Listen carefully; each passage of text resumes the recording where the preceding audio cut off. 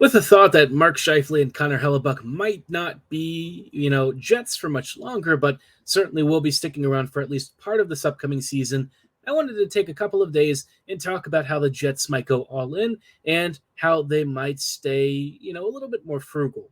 Tonight's show, we're going to be talking about the Jets going all in. What will it require? How will the Jets approach this? And can they, in fact, become a competitive squad again? We'll dive into all of that on tonight's episode of Locked On Winnipeg Jets. You're Locked On the Hockey Jets, your daily podcast on the Winnipeg Jets. Part of the Locked On Podcast Network, your team every day.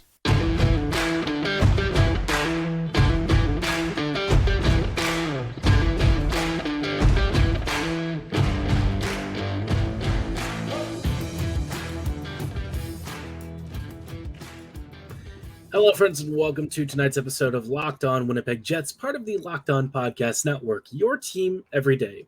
I'm your host, Harrison Lee, an avid Winnipeg Jets fan and an online blogger. You can follow me on Twitter at HLivingLoco and at LO_Winnipeg Jets. As always, thanks for making Locked On Jets your first listen of the day every day. If you like what you're hearing, be sure to like, follow, and subscribe on all of your favorite podcasting platforms and YouTube. Doing so, of course, is always free of charge and ensures you never miss another episode. But most of all, we just really love and appreciate your support.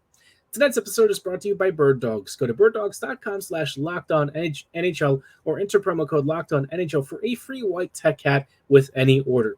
You won't want to take your bird dogs off. You can trust us on that one. We promise you.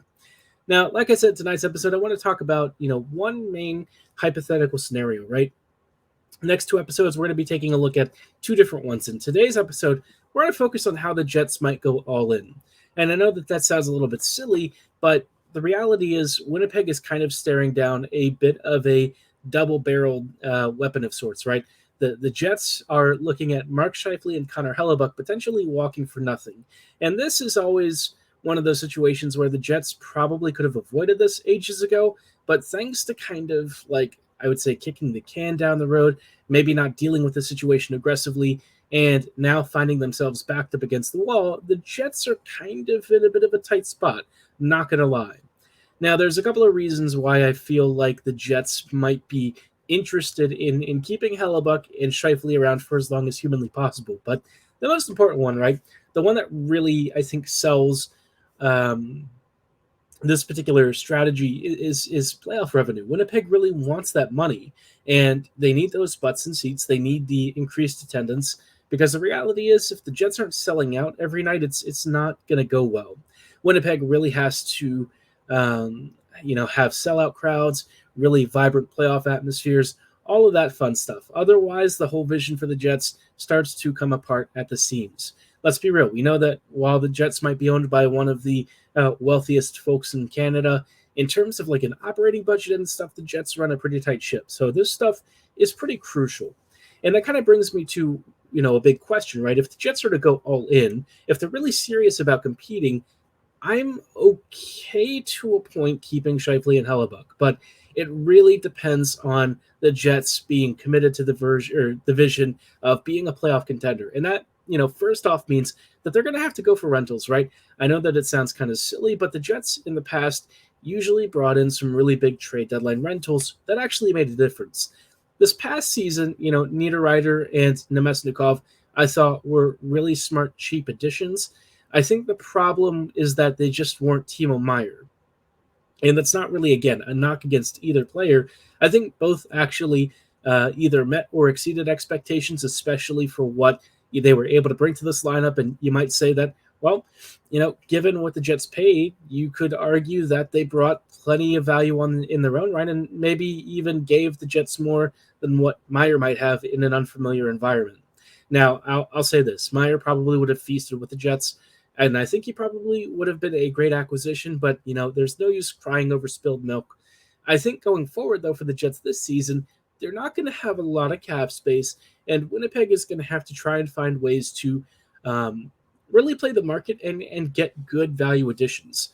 Now, you can't base everything around rentals and veterans, right? You need other roster building techniques and options in order to make your team as balanced and as deep as possible. And I think that's going to be a tough thing for the Jets going forward. But on the rental side of things, right, I think next year's trade deadline market is probably going to be okay. But if the Jets are, in any position where they have to sell Scheifele and Hellebuyck, obviously this conversation kind of goes out the window. The only way that I could really see the Jets competing without either of those players is if they got guys who were pretty decent coming back, maybe RFAs that aren't interested in re-signing with their teams, stuff like that. I think the Dubois trade is probably the clearest example of like an area where the Jets kind of improved at multiple positions by exchanging one really good player for a number of pretty good guys and one particular player in Velarde who might get to be that very good level that Dubois currently is. So there are options, but I think, that trade deadline magic that you see the Jets maybe pay a couple of picks. They bring in a major trade deadline rental, somebody who can help boost Winnipeg's middle six. That is where I think you'd really get a lot of value. And I don't know that the Jets are really going to make a lot of moves like that this year. I feel like if anything, Winnipeg would probably be selling one or two players at the deadline, just because, the Jets, I think, are expecting that the coming seasons might be a little bit on the painful side. They might be preparing more for the future than anything. So I don't know if they're really going to commit to this idea of all in, but if they do, they've really got to go and get a big fish. You can't go into the postseason with the roster, even at full health, looking like this current team. And that's not to say that the Jets are bad, right? The roster itself right now, if it went through the whole season, no injuries, everyone's healthy for the playoffs, it'd be a pretty decent team. But the problem is that they're going to match up against other really great teams, stronger teams, deeper teams, squads that are going to have matchup challenges, and the Jets might not have an answer for those. So Winnipeg really needs to chase a big fish of sorts. And again, this is assuming the Jets keep both Scheifele and Hellebuyck, and they're really serious about making the playoffs and actually going on a deep run. If they invest in the squad that way, if they're really serious, I will to a point accept 55 and 37 staying. But, the Jets haven't really given any indication that this is how they'd approach things. So that kind of brings me to another question. How are the Jets going to work on improving the depth? I mentioned earlier that the team as it is right now is okay. It's pretty decent even, but it still lacks in a couple of areas, especially if you look at a team like Vegas that just won the Cup. They're better, faster, deeper at almost every position. We'll talk about why the Jets really need to improve the extra value that they get out of their bottom pairings and bottom lines in just a little bit. But before we go any further, I did want to shout out our friends and partners at Birddogs.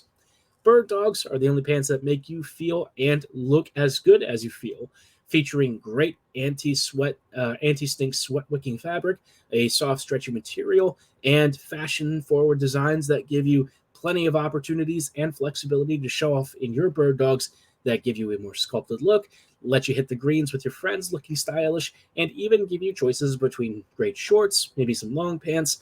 They've got a style for every occasion, and Birddogs wants you to feel comfortable and look good while enjoying the breeze. And, they all know how it is for a lot of guys. They don't want you to, get sweaty down there and suddenly find yourself having a little bit of a stinky situation. Birddogs are a great solution. They're comfortable. They're great for plenty of scenarios. They're very versatile. And, of course, they've got a special offer right now just for you listeners. If you're ready to place your order, go to birddogs.com/LockedOnNHL or enter promo code LockedOnNHL at checkout for a free white tech hat with your order. That's birddogs.com/LockedOn or LockedOnNHL or promo code LockedOnNHL for a free white tech hat. You won't want to take your bird dogs off, we promise you. Hello, friends, and welcome back to this episode of Locked On Winnipeg Jets, part of the Locked On Podcast Network, your team every day. Every day, thank you so much for joining us on tonight's episode as we talk about the Jets maybe going all in, right? Now, this is, again, a very hypothetical scenario. It's sort of focused on the Jets maybe not trading Scheifele and Hellebuyck, maybe rolling into the season with a full roster and, aspirations for a deep playoff run. I think that this is probably one of the highest risk scenarios, and like I said, I don't love it, and I think I would accept it to a point if the Jets really invest in the squad. But last year, they didn't really do that. Niederreiter and Nemesnikov, I think, were great additions, especially for what the Jets paid, but they're not a Timo Meier. They're not a player that really pushes you over the edge. And on that, that thought process and wavelength, one of the big questions that the Jets would have this coming season is, can they improve the depth? The team itself, as it is right now, is looking pretty good up front. I think the forward depth in the top 9 is very solid. Where you kind of start to wonder, though, is, other teams that have won the Cup, that have shown off just the level of skill and quality that they have all up and down the lineup, had better third and fourth lines than the Jets are likely to this year. Those squads, you could argue, had guys who maybe even could have been on your second line playing like third and fourth line minutes, players who brought really underrated value, who, were maybe brought in for short-term solutions, guys that weren't expected to stick around for long, but, they were here for a good time if it wasn't a long time. And that's where I think the Jets probably want to round out those third and fourth lines, because Winnipeg traditionally has had a very defensive, bottom 6. And I think, in that mindset, they've actually given up goals and really struggled to get value out of those depth units. This year, I think it's going to be less of a problem on paper, but I do kind of wonder if Bowness goes back to, a lot of his old habits that kind of got him into trouble, where he maybe adopts a more conservative approach, a more conservative lineup. Stuff like that, I think, would be an issue. For Maurice's faults, I will say that when it came to the 2017-2018 season, the one thing he did was kind of understand that as long as he stayed out of the way of his skilled players and kind of let them do their thing, they would probably reward his faith.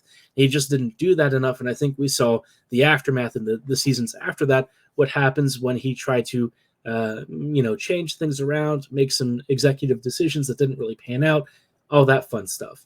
But the Jets, I would say, lack depth, in particular on the back end, right? The bottom 6 is one problem, but like on the blue line, the defensive unit's just not that deep. And, it's kind of down to Josh Morrissey and Dylan Sandberg with Dylan DeMello. And then you've got 3 guys who are not really at replacement level, to be honest. You've got guys who are kind of like in Schmidt's position of being okay enough, but, not really living up to the value. You've got Pionk, who is still offensively gifted, but just, concedes so much at the other end, to the point where you kind of wonder, how much is he really offering you? And then anyone who's been in like the number 6 spot, whether it's been Stanley or Heinola, players like that, you've got a bit of a mixed bag, right? And so I feel like the Jets really need to chase a major defensive improvement. I don't know how they would accomplish this. I think Travis Sanheim would have been the most likely candidate for a player that the Jets had assets for and could have traded for, but Winnipeg ultimately didn't do it, didn't go through with this deal with the Flyers. And I kind of wonder where that situation is now, right?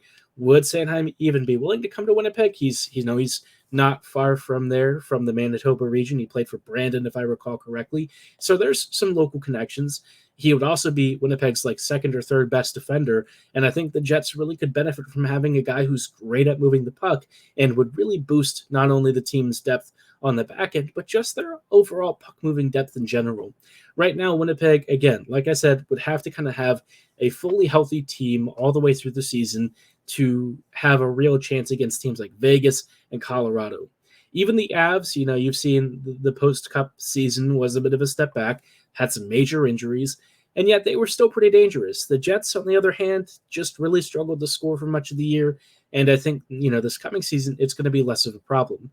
But if they start to suffer injuries, if they really start to struggle here with 1 or 2 major contributors going down, I don't know that they really have the depth to kind of fill in those gaps. And that's where the Jets, I really do think that they need to make some major acquisitions.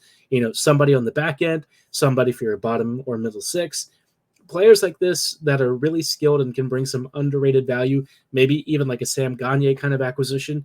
I think those players could really go a long way to helping Winnipeg go from being just pretty good to being like a true contender, especially if they are trying to keep Hellebuyck and Scheifele, because, if you're going to go down swinging, you got to make sure that you take as big of a swing as humanly possible. Go for the fences, go yard.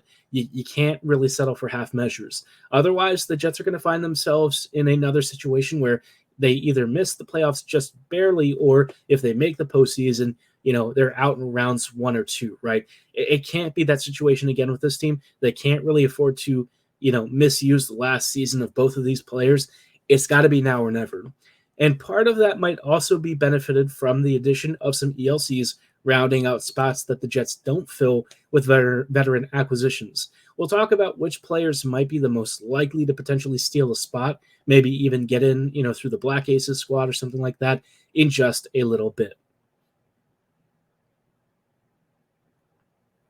Hello, friends, and welcome back to this episode of Locked On Winnipeg Jets, part of the Locked On Podcast Network, your team every day.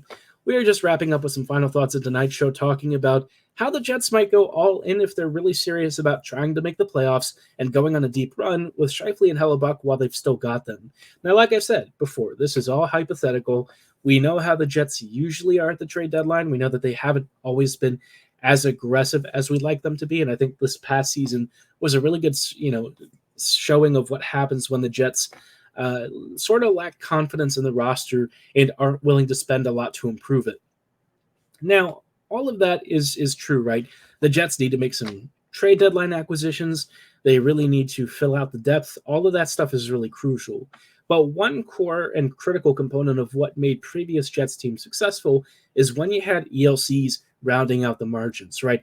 These are your prospects who are really graduating to the NHL. And yes, you might burn a season or two on some of these contracts, but you've got to make sure that if you've got a team that's got some really good, veteran experience and contract value, that maybe you can kind of finish it off using some of your internally developed players. And I think for the Jets this season, right, there's a couple of guys that I might circle as potential options for players who might graduate up.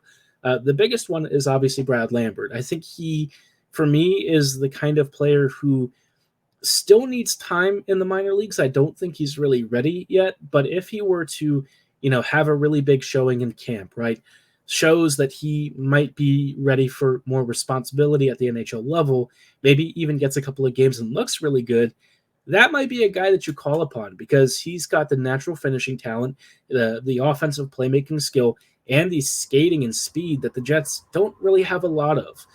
I think the problem with him is that he's still kind of raw. So, for me, he's still a little bit distant, but, if you're looking for an ELC that could provide like an immediate offensive spark, he might be one that you look at. Chaz Lucius is the other one that I think is a potential option, but the problem with Chaz is that he's just suffered through so many injuries over the past couple of years. You really haven't seen him finish a full season too recently, and I don't know what that's going to mean for his development long-term because, he's missed a lot of reps. He's had some pretty big surgeries. I just don't know what we're going to see with him going forward. As much as I would love for him to really kind of take off and be this great player, I struggle to see it with how little he's actually been able to play recently. And again, it's a shame because I love him. I think he's a great prospect. I think that his potential a couple seasons ago was sky high. You could have had another Kyle Connor and Chaz, and instead injuries have kind of held him back from being that truly special talent. Because when he's healthy, when you see him skating, it's obvious that there's a really good player there, but he's not going to get the chance to show it off if he's still missing games from like really freak injuries. So that really kind of sucks. I will say, though, in terms of the forwards, the one that might be the most likely to make an impact this season is Nikita Chibrikov. Chibrikov, I think, really showed off some high-level skill during training camp this past summer. There were some great scrimmages where Chibrikov stepped onto the ice and immediately looked like the most skilled player out there. And, he was kind of a nice depth pick. I wasn't really sure if he was going to come over to North America all too soon, but here he is in camp. He sounds like he's going to be making a moose. And I think Chibrikov might be good enough to where maybe at some point during the season we see him get called up. He's very, very skilled in terms of, being a very natural scorer. He didn't have like a ton of points in the KHL too recently, but I think, with more star talent around him here in the NHL, he might really take off. His vision and like his spatial awareness and his IQ, it's all very high level. He's a super skilled player. I think if you surround him with the right skill, he could really be a great internal rental, right? Not really an internal rental because he's basically, just got here and would just be starting his contract. But you kind of think of him as like an internal asset rather than trading for somebody. I think Chibrikov could be a really big addition. I think he has a fantastic ability to really anchor Winnipeg's middle six. And maybe he would, give Winnipeg some of that much, needed extra wing scoring depth. On defense, I don't know that there's anyone really who would probably make the jump. Chisholm and Heinola, I think, are two of the guys that I would circle, but, we've talked about them in the past. Heinola, I think, needs a certain style of game to be really successful, and I don't know if he's going to get it in Winnipeg. Chisholm is still too raw for me. I think his decision-making and stuff, especially under pressure, is kind of at a level where I'm not, entirely comfortable with him becoming the number 6 just yet. I think Heinola would be more suited to it, but obviously the Jets are going to have plans. They might even make Heinola a trade candidate if things, this season indicate that the Jets need to make a deal. And I wouldn't be opposed to that. I think a fresh start for Heinola would be helpful. And if the Jets bring in some scoring depth, I can be down with it. But let me know what you think the Jets should do to really become an all-in, full-on contender. What moves would you want them to make? Who would you want them to target? Drop that in the comments below or at my social medias at HLivingLoco and at LO_Winnipeg Jets. But for tonight's show, that is going to be all the time that we have. On tomorrow's episode, we'll talk about what happens if the Jets don't go all in and how the Jets can potentially set themselves up better for the future on tomorrow night's show. But like I said, for tonight's episode, that is all the time that we have. Thank you so much for making Locked On Jets your first listen of the day, every day. We will see you back here tomorrow.